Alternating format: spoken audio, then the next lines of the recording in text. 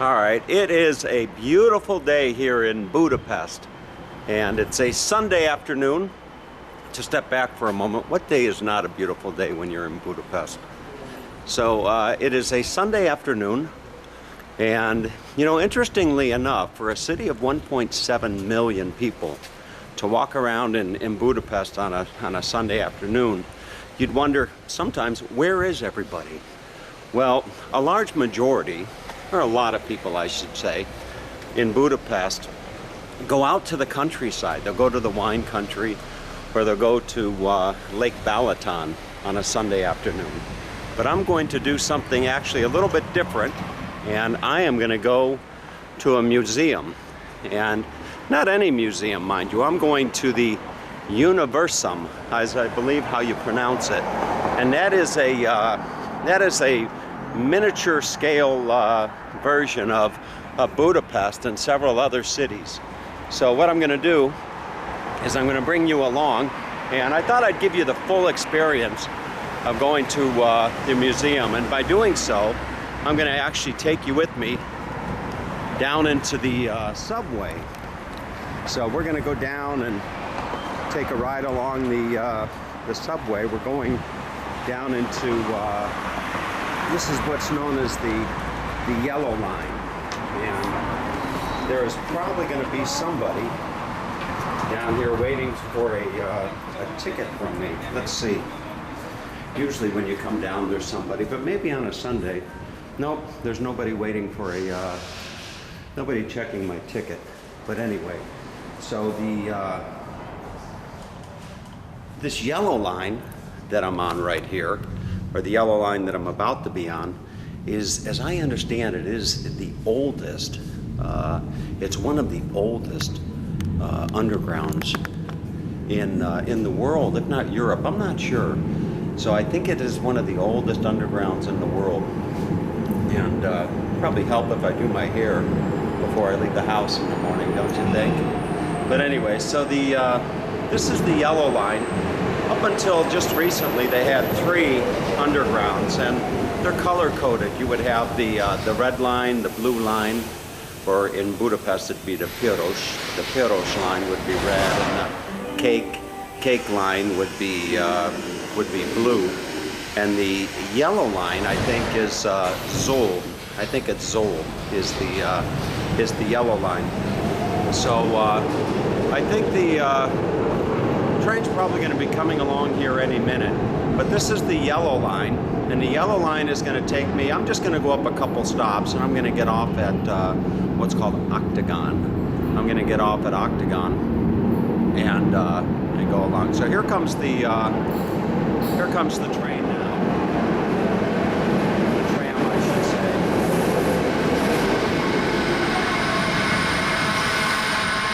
Still getting used to this little gadget that I've got. So let's go on inside. Oops. Okay. Now I find myself inside the yellow line here, and I'm going just up a couple stops until I get to Oktogon. The weather today in Budapest is just fantastic. It's probably going to be in the upper 70s, lower 80s. In Celsius, that's probably going to be about 20 degrees or something like that. But anyway, so actually just a short ride.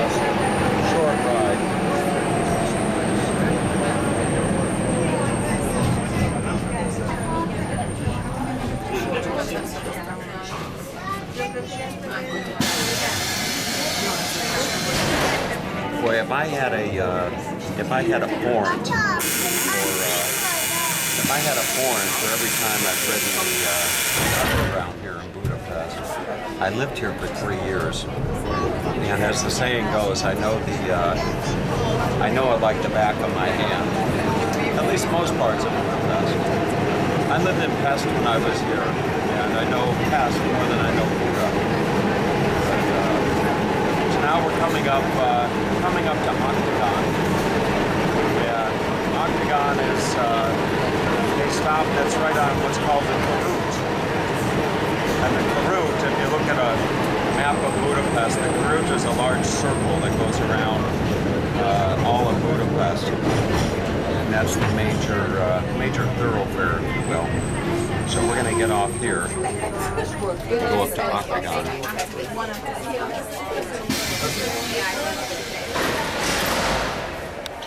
And you can see here's the gentleman here that's looking for tickets. So they'll have these gentlemen at different locations.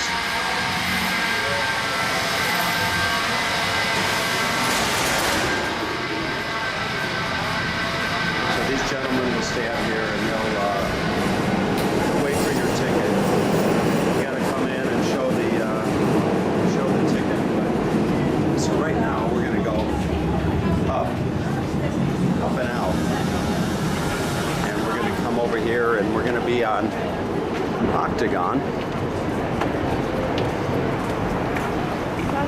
And this place brings back a lot of memories. I remember, you know, interestingly enough, this flower stand that's right here. Hungarians love their flowers. And this flower stand right here, I can remember it like it was yesterday. I came up and I bought, these are called virag, V-I-R-A-G, virag. And I remember I came up here and I bought I think it was a yellow sunflower. I bought a yellow sunflower, and I don't remember the date. It was probably about this time, back in 2000, and it would have been 2006. I bought a yellow sunflower right here at this very stand, and then I walked right over here, and right over here waiting for me was a beautiful Hungarian lady named Nori, and I greeted Nori with a sunflower, and I might have given her a kiss. I don't remember. Because they like kisses here in Hungary. They always greet each other with a kiss on each cheek. And I remember when I met Nori, we had I gave her the flower and we came over here to what's called Listfäringtad. And that's a square, one of the many squares here in Budapest. But right now, what we're doing is we're walking down what's called Andrássy utca. And Andrássy utca is it's the main shopping street here in Budapest. It's kind of like I don't know what you call it, but you know, this is where you're going to find all your expensive items here on Andrássy utca. They've got all the specialty shops, and then they have some really nice cafes. There's no shortage of people that want to sell you a tour as you're coming through here. But we're just going to keep walking along. And where we're going, the museum, I believe it's called the Miniversum. Miniversum is just right up ahead.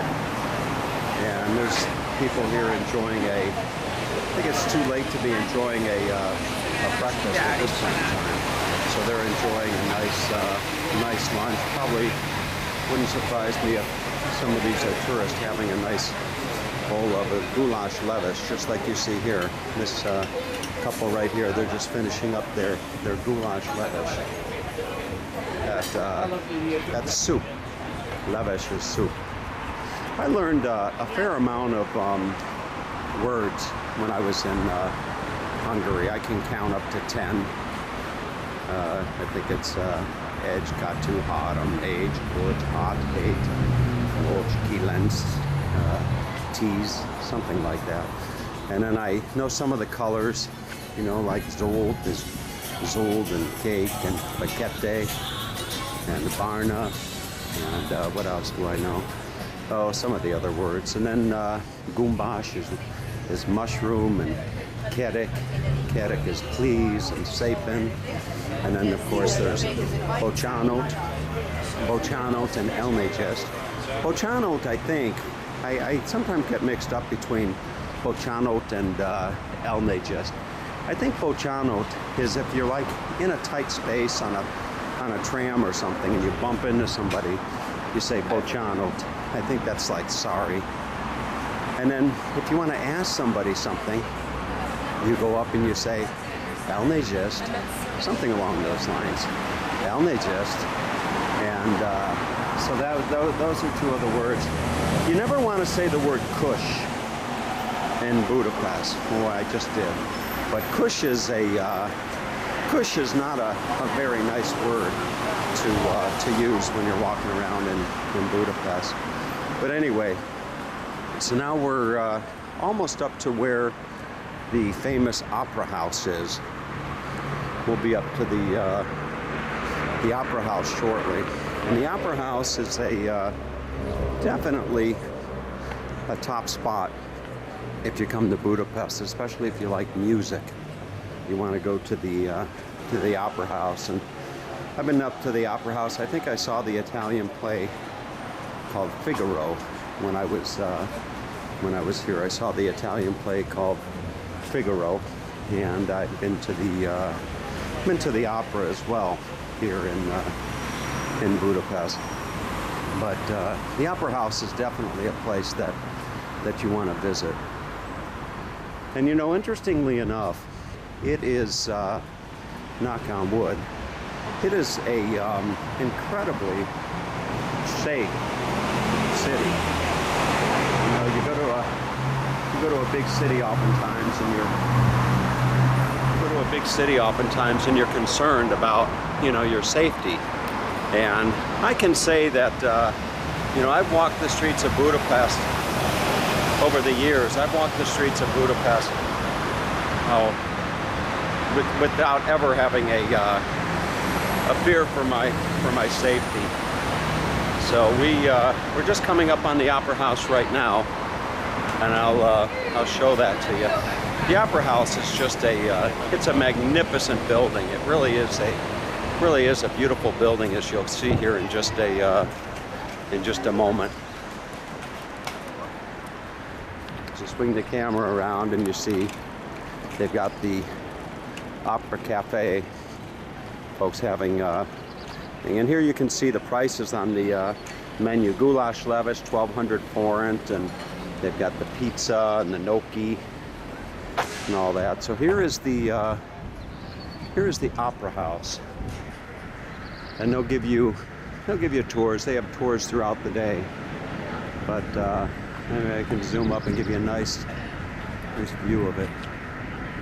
And there's the Opera House there.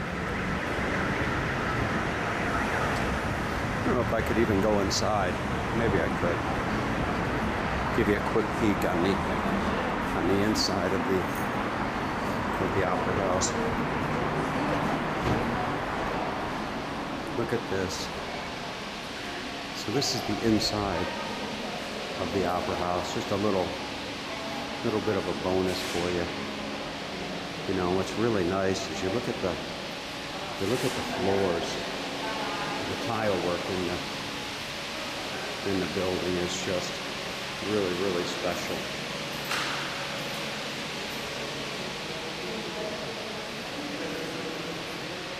Zoom up and show you the ceilings.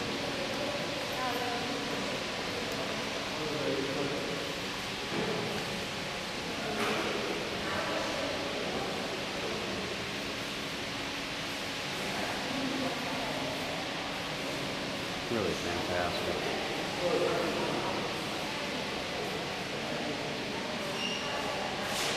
Okay, so back outside, and we'll find our way up to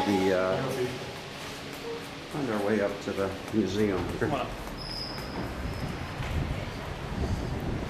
I'd be willing to bet that there is a fair amount of people that actually live here in Budapest that have not taken the time to go to the museum that I'm about to take you to. But from what I understand, it is a pretty special little place here in Budapest that maybe after seeing this video you won't want to miss. All along Andrássy there are these restaurants, and the architecture inside these places is just fantastic. For example, look at this place here. Is that gorgeous or what? Just really, really beautiful. A lot of these buildings were built back in, I believe, the 1800s. Is when these buildings were built. You can see that.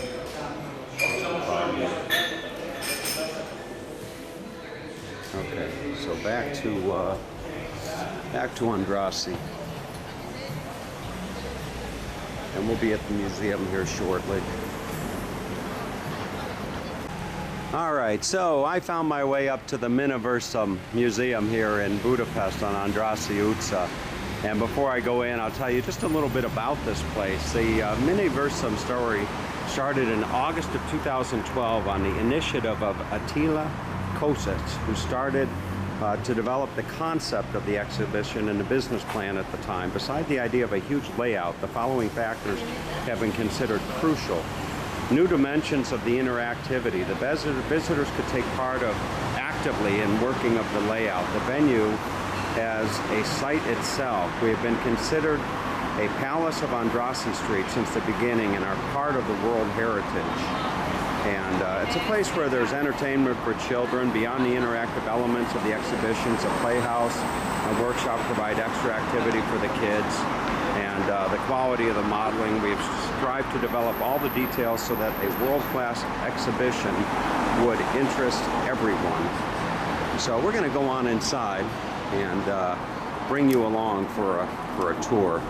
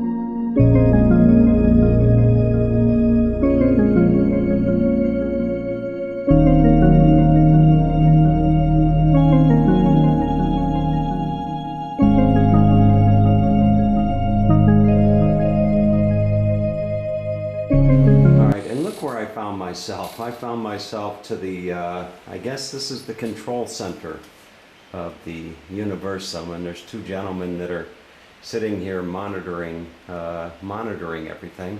And you know, I would have thought that they would have been looking at, well, I guess they are looking at just about everything. They've got 1, 2, 3, they've got some panels that show you the actual people walking through, such as myself.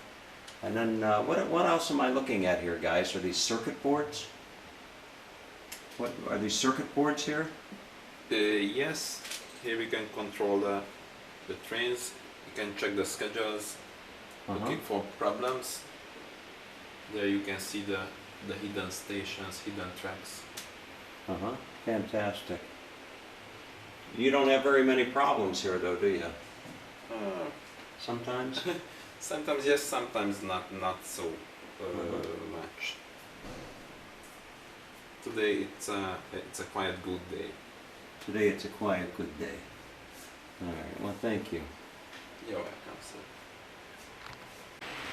All right. I hope that you enjoyed this visit to the Miniversum here in Budapest, Hungary. And you know, I got to admit that I felt like a kid again.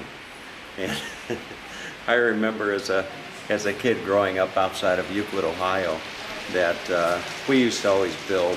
We were always building train tracks down in the basement and all that type of stuff. So this brought back a lot of great childhood memories for me.